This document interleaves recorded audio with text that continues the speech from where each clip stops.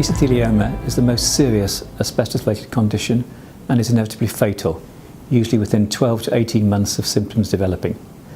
The only treatments available on the NHS are surgery and chemotherapy. These treatments can help relieve symptoms but can only extend life for a short period of time. However, trials are currently taking place in relation to immunotherapy, but it's not yet been approved as a treatment on the NHS, and going private will cost in the region of £25,000 to £50,000 for the first 10 to 12 weeks of treatment. And then, if treatment is successful, it will continue at the same cost until it either stops being effective or the side effects become too severe.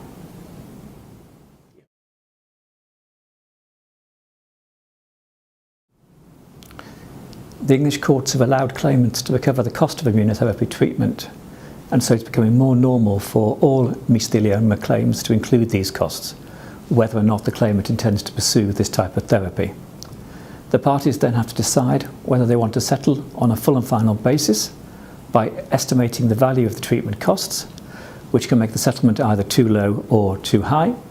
or settle all the claim, excluding the immunotherapy treatment costs, which can be dealt with either as and when the treatment takes place or after the claimant's death.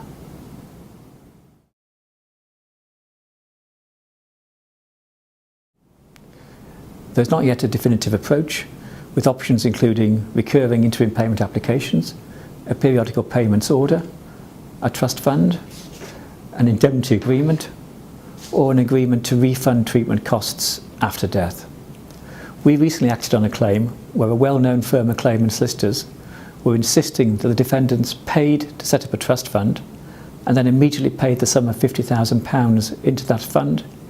even though their client was not yet ready to commence immunotherapy treatment. The defendants refused to set up the trust fund and instead offered an indemnity agreement, which stated that they would pay the cost of reasonable immunotherapy treatment.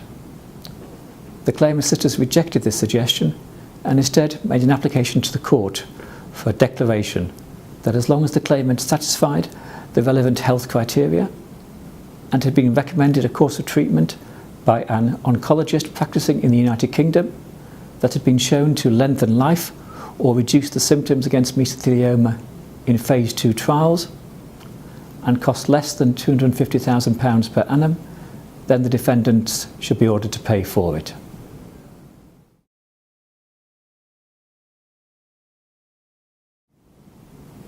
The defendants objected to this application on the basis that it was not permissible as a matter of law, as the claimant had no existing legal right to damages for immunotherapy costs on the evidence provided.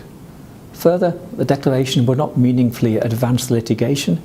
and indeed was narrower in terms than the indemnity offered by the defendants.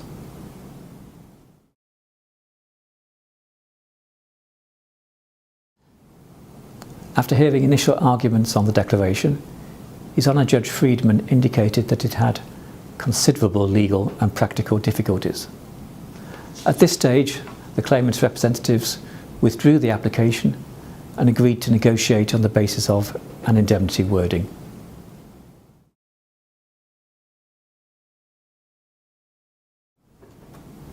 The court cannot order defendants to enter into a trust fund or an indemnity agreement, but neither do defendants wish to be faced with recurring applications for interim payments. Therefore, negotiations should take place in order to agree a sensible indemnity wording,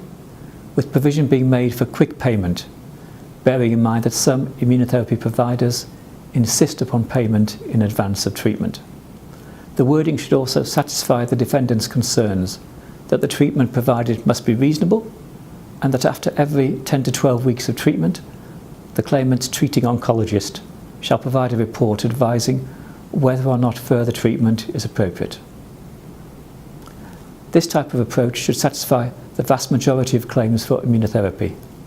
leaving only those unusual cases to be considered further by the court. However, this is as long as claimant solicitors are prepared to work with defendants in the best interests of their clients,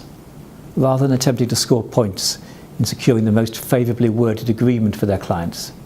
even though much of the wording may be totally irrelevant.